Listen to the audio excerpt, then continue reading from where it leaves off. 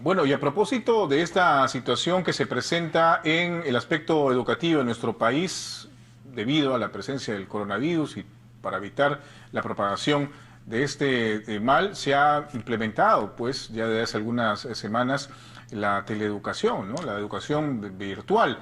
Y, sin duda, no solamente tiene como protagonistas a los profesores y a los alumnos que están involucrados en este proceso, sino también ahora a los padres de familia, porque en algunos casos se encuentran en los domicilios, en las casas, en las viviendas, y de alguna forma también acompañan este proceso de aprendizaje de sus hijos. En algunos casos es adecuado, en otros no tanto, hay algunos problemas que se han presentado, y por esa razón vamos a conversar con William Crisales. Él es especialista en educación virtual de la editorial Norma, ¿no? Para analizar, para ver qué posibilidades hay de que se pueda mejorar el rol de los padres que cumplen precisamente en esta nueva manera de la actividad educativa. ¿Qué tal? ¿Cómo está? Muy buenos días. Bienvenida a Canal N. No lo escuchamos. Buenos días, Jorge. Ahí está, ahora sí. ¿Sí? Muchas gracias por la invitación. A usted. Buenos días para ti y para toda la audiencia.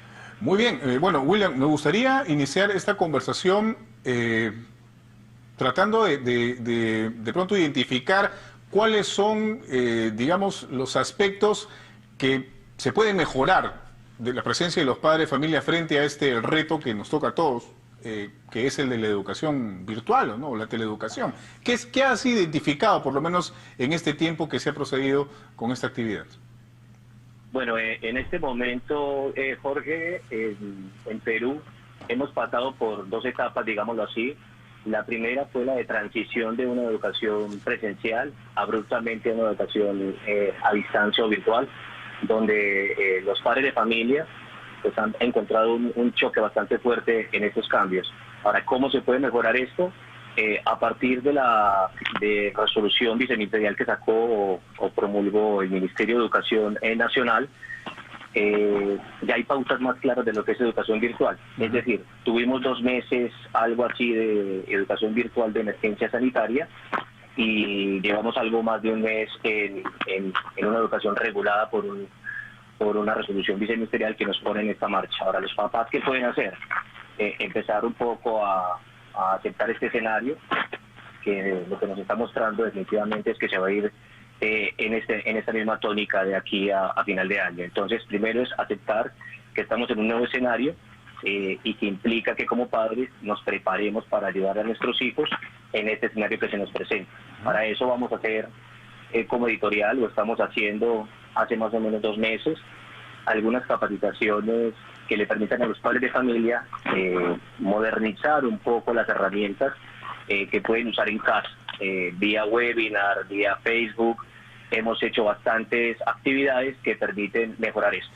Claro, pero para poder entenderlo, en todo caso, para que haya una nueva mirada respecto a esto, porque hemos abordado en algunas oportunidades el tema y vemos una presencia, digamos, muy potente de los padres al costado de sus hijos mientras que desarrollan una clase virtual. O sea, hay metodologías que probablemente en vez de ayudar al pequeño, más bien no lo permiten desarrollarse debidamente o desde una mirada individual. Sobre eso, ¿qué podríamos decir? Mira, el rol del padre de familia definitivamente ahora es mucho más protagónico. Los objetivos no van a cambiar, o sea, los objetivos de educación para los chicos siguen siendo los mismos, formar al chico o al estudiante de manera integral, en la parte emocional, en la parte cognitiva y en la parte física. Muchos de estos aspectos los trabajaba el colegio, no el padre. Digamos que ahora trasladar esto a la casa es bastante importante y es buscar herramientas que permitan que el padre de familia, con su hijo en ese acompañamiento que estás mencionando, Jorge, le puede ayudar al padre de familia a que estos logros o estos objetivos a alcanzar, emocionales, físicos y cognitivos, se desarrollen. Para eso hay plataformas educativas, aplicaciones, estrategias didácticas en casa. Hay mucha información en medios que vamos a compartir en un evento que vamos a realizar vía webinar el 28 de este mes, con todos los papás, para que se empapen un poco de eso. Claro, cuando tú me hablas de plataformas y de medios diversos que pueden ayudar el trabajo de los padres de familia, si nos puedes explicar alguno de ellos, de qué manera estas plataformas, has mencionado el Facebook, por ejemplo, u otras opciones más, pueden ayudar a los padres en ese sentido. Por ejemplo, ¿cómo podrían hacerlo?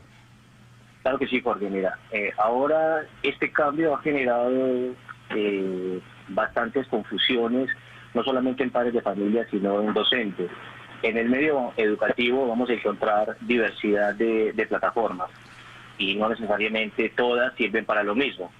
En esta confusión se ha tratado de implementar cualquier plataforma a un objetivo educativo y de pronto ese es un primer error. Entonces, lo que hay que hacer es que entender qué plataforma es la más adecuada para la educación. Entonces vamos a encontrar plataformas muy buenas para la parte comunicativa, es decir, para hacer una videollamada como esta, donde podemos tener a Zoom, Meet, Team, Hangout, Jitsi, cualquiera de estas que sirven para cumplir con este objetivo, donde el maestro está en un lugar, el estudiante está en otro y puede dictar una clase virtual. Hay otras plataformas que sirven como gestión administrativa que ya usaban muchos colegios, tipo CIAWeb, Cubicol, Educay, todo este tipo de herramientas que los colegios usaban para administrar o gestionar la información de la institución, que cumplen con esa función. Y estas anteriores se han tratado de adaptar a las clases virtuales de este momento.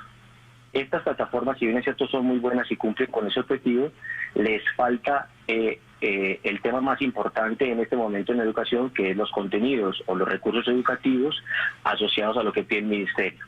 Ese tipo de plataformas que te menciono al final, que son las LMS, estas LMS son entornos educativos con contenidos curricularizados que permiten que los papás, estudiantes, docentes y directivos controlen mejor el avance de los estudiantes.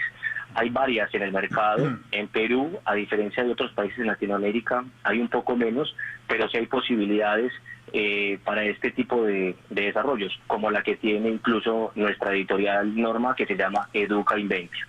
Claro, y por ejemplo, en las últimas semanas, desde que se inició todo este tema respecto a la educación virtual, hemos asistido a la protesta de algunos padres de familia respecto a que no encuentran una relación idónea entre, digamos, las horas de clases virtual con lo que se está pagando. No pueden haber varias razones respecto a eso, sobre eso no vamos a ahondar.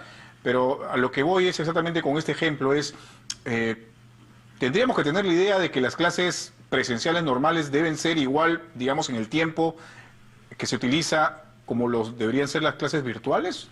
O sea, se está razonando de una manera clara respecto a eso. O sea, lo que antes yo tenía, por ejemplo, con las clases de un niño entre 8 de la mañana y 1 de la tarde, va a tener que ser igual a lo que se tenga ahora de manera virtual. O sea, debería estar un niño sentado de 8 a 1 de la tarde para alejar esa percepción de que no se está llegando a esta correspondencia entre lo que se ofrece por parte del colegio, las clases que se dan y lo que se está pagando. ¿Cómo se podría manejar eso? O si nos puedes explicar si es adecuado que sea así, o por la virtualidad de la situación en la que nos encontramos, los mecanismos deben cambiar, obviamente, deben modificarse.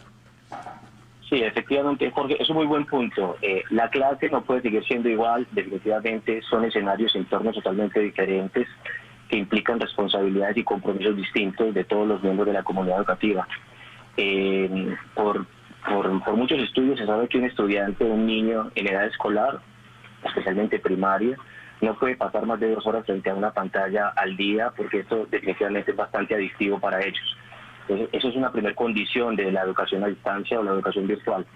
La segunda es que el padre de familia, o nosotros como padres de familia, debemos tratar de entender y solidarizarnos un poco con la labor docente, porque definitivamente preparar una clase de 40 minutos virtual le puede tomar a un maestro un par de horas adicionales para llegar a ese objetivo.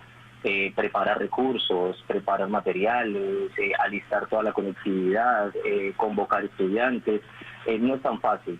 Y lo otro es que en la educación virtual existen 2 tipos de tiempos a trabajar en una educación de este tipo.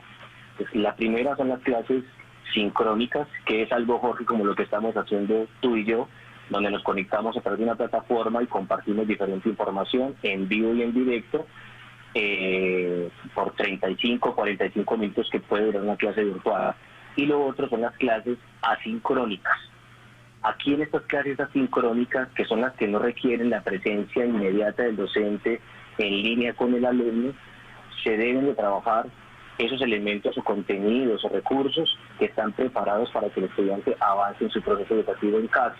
Ahí es donde el rol del papá juega un papel fundamental, porque el docente puede dejar las actividades programadas, puede dejar los libros abiertos para que los chicos trabajen, recursos interactivos, como los que provee Editorial Norma incluso, pero el papá debe acompañar ese proceso, debe estar pendiente de cómo avanza el chico.